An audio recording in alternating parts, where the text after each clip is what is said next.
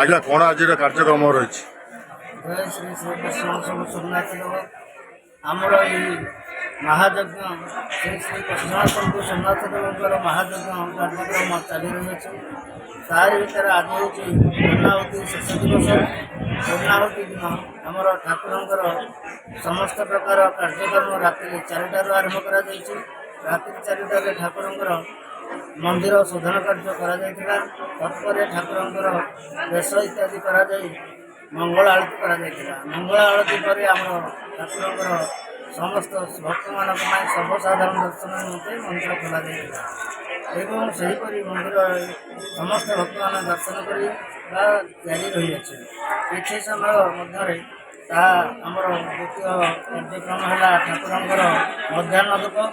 ମଧ୍ୟାହ୍ନ ଧୂପରେ ଆମର ଠାକୁରଙ୍କର ଅନ୍ନ ଡାଲମା ଭୋଗ କରାଯାଇଥାଏ।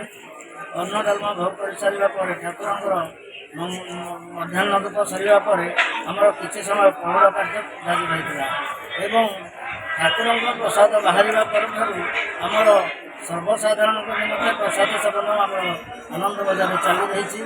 ସେଠାରେ ସମସ୍ତ ଯେକୌଣସି ଭକ୍ତ ଏଠାକୁ ଆସନ୍ତୁ ସମସ୍ତେ ଠାକୁରଙ୍କର ପ୍ରସାଦ ପାଇ ଠାକୁରଙ୍କର ଆଶୀର୍ବାଦ ନେଇ ଏହି ଯଜ୍ଞ ପୂର୍ଣ୍ଣାହୁତି କାର୍ଯ୍ୟକ୍ରମରେ ଯୋଗଦାନ କରି ସେମାନଙ୍କର ମନୋବାଞ୍ଛିତ କାର୍ଯ୍ୟ ଫଳପ୍ରାପ୍ତି କରନ୍ତି। ନିଃସନ୍ତାନମାନେ ଏଠାରେ ଆମର ଭର୍ତ୍ତି ହେଇକରି ରହିଛନ୍ତି ଯଜ୍ଞଶାଳା ପାଖରେ। ସେମାନଙ୍କର ସନ୍ତାନ ପ୍ରାପ୍ତି ନିମିତ୍ତ ଏଠାରେ ଚଢ଼ୁ ତାଙ୍କୁ ଦିଆଯିବ। ଆମର ପୂର୍ଣ୍ଣାହୁତି କାର୍ଯ୍ୟକ୍ରମ ସରିବା ପରେ ସେମାନଙ୍କର ଚରୁ ବଣ୍ଟନ କରାଯାଇ ସେମାନେ ନିଜ ନିଜ ଘରକୁ ନିଜଙ୍କର ଠାକୁରଙ୍କର ପ୍ରସାଦ ପାଇକରି ଘରକୁ ବାହୁଡ଼ିବେ। ନିଶ୍ଚିତ ଭାବରେ ସେମାନଙ୍କର ମନସ୍କାମନା ପୂର୍ଣ୍ଣ ହେବ। ଆଜ୍ଞା ଆଗକୁ ଶିବରାତ୍ରି ଜାଗର ରହିଛି, କିଭଳି ପ୍ରସ୍ତୁତି ଆପଣମାନେ ରହିଛନ୍ତି? ହଁ, ଆମର ଶ୍ରୀ ଶ୍ରୀ ଶ୍ରୀ କୃଷ୍ଣାଷ୍ଟମୀ ମହାଶିବରାତ୍ରି ପାଇଁ ଏଠାରେ ତ ଲକ୍ଷାଧିକ ଲୋକଙ୍କର ସମାଗମ ହୋଇଥାଏ।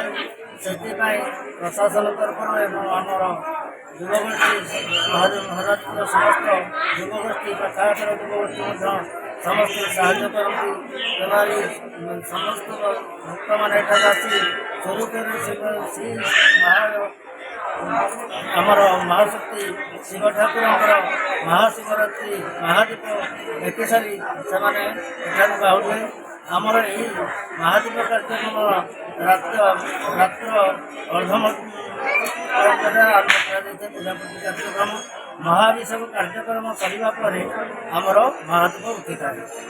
ଭକ୍ତମାନେ ସେକୁ ଦର୍ଶନ କରି କୃପା ଭିକ୍ଷା କରି ଯାଆନ୍ତି। ମା ଆପଣଙ୍କ ପରିଚୟ କ'ଣ, ନା କ'ଣ ଆପଣଙ୍କର? ଯେ ଆଜି ସୋମନାଥଙ୍କ ପାଖରେ ମହାଯଜ୍ଞର ଆୟୋଜନ କରାଯାଇଛି, ଆପଣ କେତେ ଖୁସି ଅନୁଭବ କରୁଛନ୍ତି? ମୁଁ ତ ବହୁତ ଖୁସି ଅନୁଭବ କରୁଛି କାରଣ ମୁଁ ମୋ ଘର କଥା ବି ଭୁଲି ଯାଇଛି। ଭଗବାନଙ୍କ ପ୍ରେମରେ ଏତେ ମରିଯାଇଛି ଭଗବାନ ମାନେ ଏତେ ଖୁସି ଲାଗୁଛି ଲୋକମାନଙ୍କୁ ଦେଖିକି। ଏଠି ଭଗବାନଙ୍କର କିଛି କେତେ କୁଆଡ଼ୁ ଲୋକ ଆସୁଛନ୍ତି, ବହୁତ ଖୁସି ଲାଗୁଛି।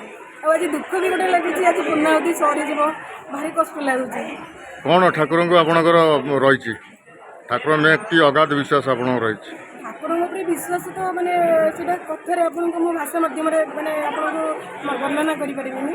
ଠାକୁରଙ୍କୁ ତ ବହୁତ ମାନେ କରୁଣା ବହୁତ ଅଛି, ଖାଲି ଏତିକି ଆପଣ ବିଶ୍ୱାସଟା ରଖନ୍ତୁ। ବିଶ୍ୱାସ ଦ୍ୱାରା ହିଁ ଆପଣ ସବୁକିଛି ପ୍ରାପ୍ତ କରିବେ। ଫାଷ୍ଟ ବିଶ୍ୱାସ ଆପଣ ରଖନ୍ତୁ।